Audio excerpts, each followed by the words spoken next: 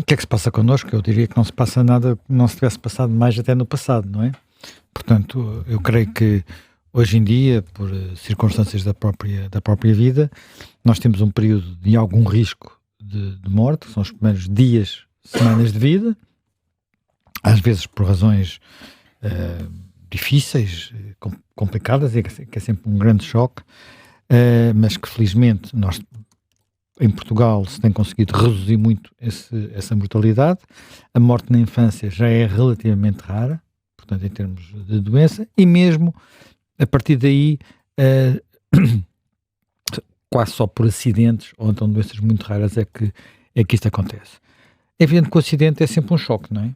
Portanto, é sempre um choque e nós, até pela própria estrutura de sociedade, pelo investimento que se faz nos filhos, em cada geração, há uma maior dificuldade em lidar com a morte precoce. Portanto, a morte precoce, nós às vezes lemos biografias, histórias de coisas que se passaram, eu diria, praticamente até meados do século passado, e em alguns países até os dias de hoje, infelizmente, e a morte precoce era comum. O que era raro eram mortes na velhice, chegar à velhice. Hoje não é assim, quer dizer, e essa morte precoce até levava a relações diferentes com eu quase que diria com a urgência de viver, não é? Com a altura em que se deixava de ser tão novo, em que se passava da adolescência à idade adulta, ou à juventude e à idade adulta, e nós olhamos para algumas figuras e percebemos que eles viveram muito depressa, mesmo muito depressa, não é preciso digamos, ir tão longe como o Alexandre Magno, que fez tudo até aos 20 e poucos anos, não é? Portanto, talvez um exemplo extremo. Mas há um exemplo mais recente, que também morreu num acidente de viação, que também foi muito brutal, e que se fica com a ideia de uma vida vivida a correr. Eu falo de James Dean. James Dean morreu em 1955, portanto estamos ali pouco depois da Segunda Guerra Mundial, e repara, a Segunda Guerra Mundial é um momento, talvez o último momento, em que a morte em massa, e a morte de gente muito nova em massa, é comum. É comum. Quer dizer, talvez não a proporção entre morrer jovens, sobretudo morrerem homens jovens, tivesse sido a mesma que foi na Primeira Guerra Mundial, em que se dizimou quase uma geração de homens jovens. Aqui, a Segunda Guerra Mundial foi o que foi, milhões e milhões e milhões e milhões e milhões de mortos, e muitos, aqueles que iam para combater, e pronto, era o que era. Portanto, nós já não temos essa maneira de pensar, e em coisas tão diferentes como, por exemplo, nesta época em que morreu o James Dean. Com 27 anos, não era? 24 anos, em 1955, e ele era, enfim, tem aquele famoso filme que ele tem do Rebelde Sem Causa, não é? Portanto, em que há uma corrida também para a morte, em que um deles morre, uma corrida de automóvel. Ele acaba por morrer ao volante de um Porsche que ele tinha acabado de comprar. Ele era ele andava a fazer corridas de automóveis, e isso também é um sinal, porque fazer corridas de automóveis nesse tempo, e até há relativamente pouco tempo, era, enfim, a maior parte dos grandes pilotos dos anos 50 e boa parte dos grandes pilotos dos anos 60 morreram, pronto, era... E não estamos a falar de pessoas que precisassem daquilo para viver, não estamos a falar de pessoas que precisassem daquilo para ir coisa. E há um lado, muitas vezes há muitas coisas que são feitas com um lado em que o risco faz parte da própria maneira das pessoas viverem. E eu lembro-me que uma vez até foi aqui num programa em que, a propósito da morte de um piloto português no Dakar, um piloto de moto, penso que foi num Dakar ou numa prova do deserto. Eu recordei que não só que a morte era coisa, e como as pessoas tinham o direito de alguma forma poderem fazer isto. Enfim, às vezes isto é feito às vezes com muitas tensões, com a família nem sempre concorda, mas digamos, agora, isto é diferente apesar de tudo, muito diferente apesar de tudo, daquilo que se passou e destas mortes surpreendentes, porque a emoção que nós sentimos, quer dizer, enfim, não estamos a falar de figuras parecidas, mas há um conjunto de outras figuras que nós de alguma forma sentimos que foram roubadas à vida demasiado cedo. Quer quer dizer, eu vou só lembrar algumas. Em Portugal, por exemplo, há um caso que também foi um acidente de viação muito brutal, que na altura teve imenso impacto. Carlos Paião. Carlos Paião era um cantor, chegou a ganhar um festival da canção, em playback, e morreu num tempo em que não havia autoestrada para o Porto, havia a Nacional número 1, que era perigosíssima. Fiz essa estrada muitas vezes, tenho um amigo dos meus pais morreu lá, portanto é uma estrada que, enfim, trágica, mas nós temos outras situações em que são pessoas, algumas delas ainda mais novas, e cuja morte ficou sempre envolvida em alguma, porventura, na ligação ao excesso de velocidade, à vertigem da velocidade própria destas idades, e há carros muito potentes quando se tem, porventura não se tem ainda experiência para isso. Não sei se, não estou a dizer que foi o que aconteceu desta vez, atenção. Portanto, por exemplo, Sara Carreira, que até deu depois um julgamento, saber se tinha havido ou não descuido. Portanto, o Angélico Vieira, aí uma situação mais clara do que tinha acontecido. Um outro caso de uma estrela, enfim, que eu nem conhecia porque nunca vi Os Brancos com Açúcar, do Francisco Ada, mas que era uma figura. Depois há outras mortes, só para recordar, essas não tão em jovem, mas que mesmo assim causaram imensa comoção, porque ficou-se nos dois, sobretudo num dos casos, com a sensação que havia muito para fazer a seguir, e sempre houve muita especulação sobre isso. Eu vou recordar, porque são mortes uma dos anos 40, outra dos anos 50. A dos anos 40, dos anos 50 não, perdão, a outra é já anos 70, apesar da grande carreira dele ter sido nos anos 50. A morte, eu lembro-me dessa morte, por exemplo, quando eu era miúdo, os meus pais referirem-se a ela como tendo sido, ele foi maltratado pelos bombeiros, porque os bombeiros não gostavam dele. Eduardo Pacheco. Eduardo Pacheco foi durante muito tempo, enfim, hoje em dia talvez seja mais perdido na memória das pessoas, mas era o ministro de Salazar que fazia. Enfim, os métodos que ele usava para isso eram também só possíveis num regime autoritário, como era o caso. Era um engenheiro que era quase visto como um novo Marquês de Pombal, um construtor, uma figura com um lado quase mitológico. Visitava as obras. Interromper, ele torna-se ministro sem ter sequer 30 anos.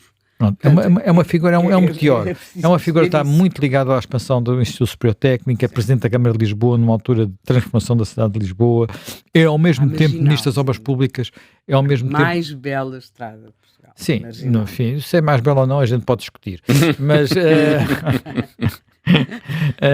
tem a Marginal, tem o viaduto Duarte Pacheco, que é a autoestrada para o começo da autoestrada depois para Cascais, há 5, e aquele viaduto é muito bonito, não é? Portanto, há muita coisa. Ele chama-se Duarte Pacheco e hoje em dia tem uma ridícula estátua do outro lado.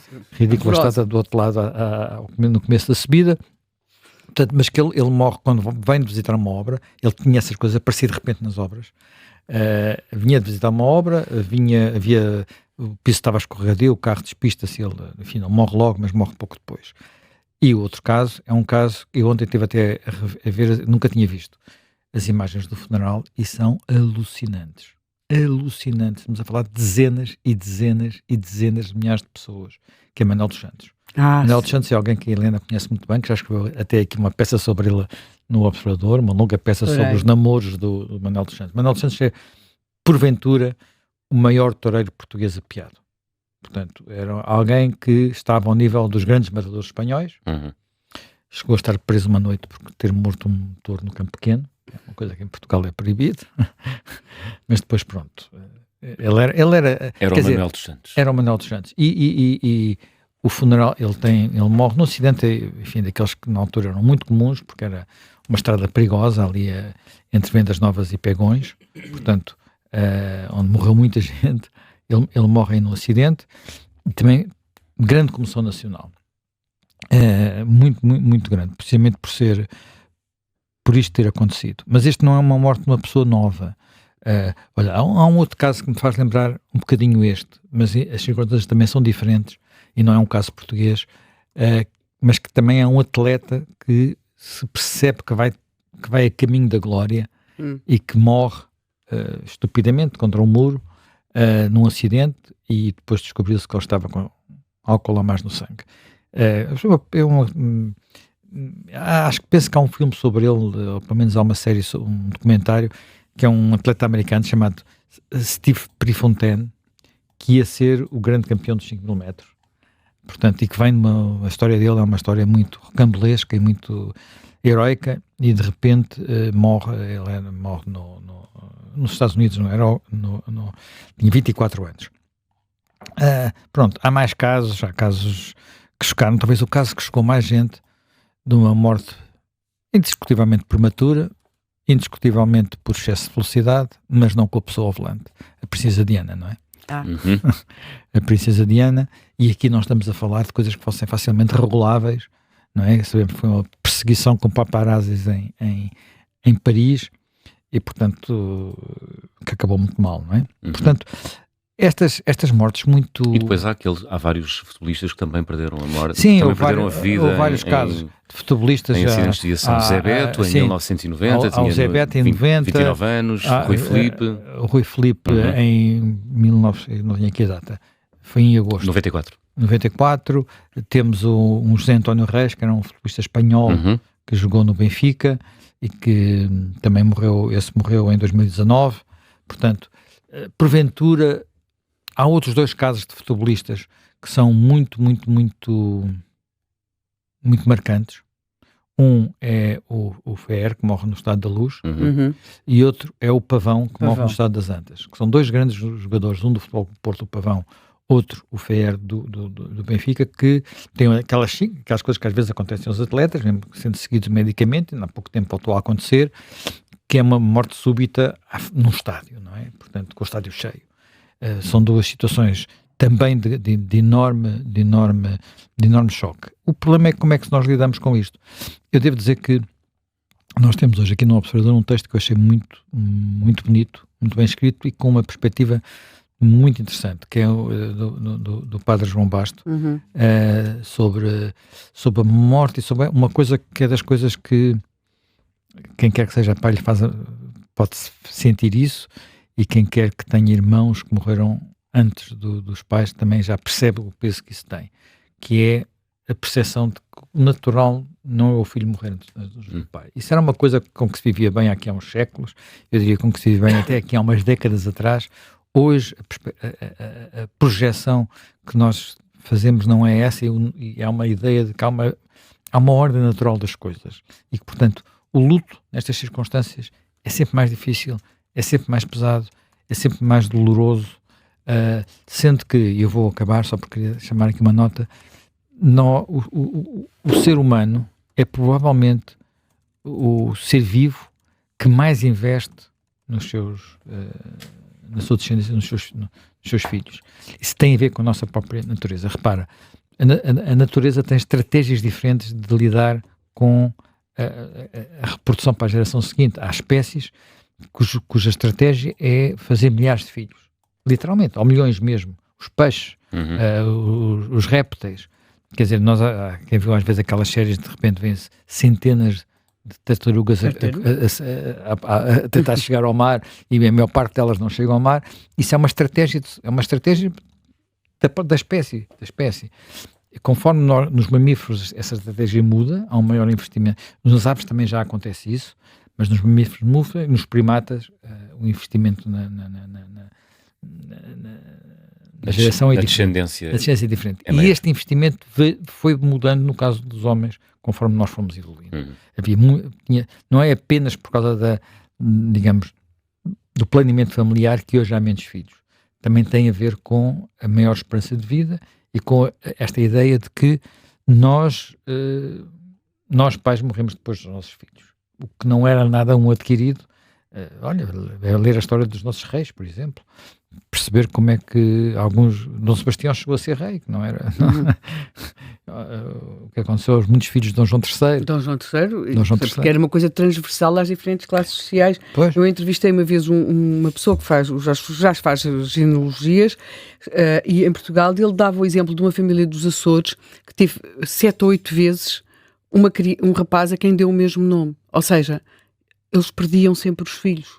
Eles nasciam e morriam. E eles davam, sempre que nascia o outro, eles voltavam a dar o mesmo nome. O que, para nós... não é? Sim. Bem, portanto, eu acho que isto é uma coisa que nos faz meditar. Além disso, há sempre aquela questão de saber se... quer dizer, eu não conheço nenhuma atividade humana que gere tantos mortos com tanta naturalidade como conduzir um automóvel numa estrada. Quer dizer, se houvesse acidentes industriais que gerassem o número de mortes que geram as estradas, se houvesse, mesmo comparativamente, é mais perigoso do que andar de avião. Enfim, não se compara com o comboio, não se compara com o autocarro, não se compara com outros meios de transporte, não se compara com nenhuma outra atividade humana, e nós vivemos com isso tranquilamente. Mas pronto, não só vivemos com isso, como durante, e eu devo dizer que não fui imune a isso, durante a história da minha vida, digamos assim, temos não apenas, quer dizer, vivo num sítio onde todas as semanas sou confrontado com esta realidade, que é a vertigem da velocidade e do risco. Eu vivo num sítio onde todos os fins de semana, não é com automóveis, é com motas, mas é uma loucura. E Cabo da Roca, não é? Cabo da Roca, e todos os fins de semana há acidentes. Todos os fins de semana passam as ambulâncias à porta da minha casa. Todos. Às vezes mais que uma vez. Portanto, e as pessoas sabem disso e vão fazer isso. E todos aceitamos, não é? E todos aceitamos.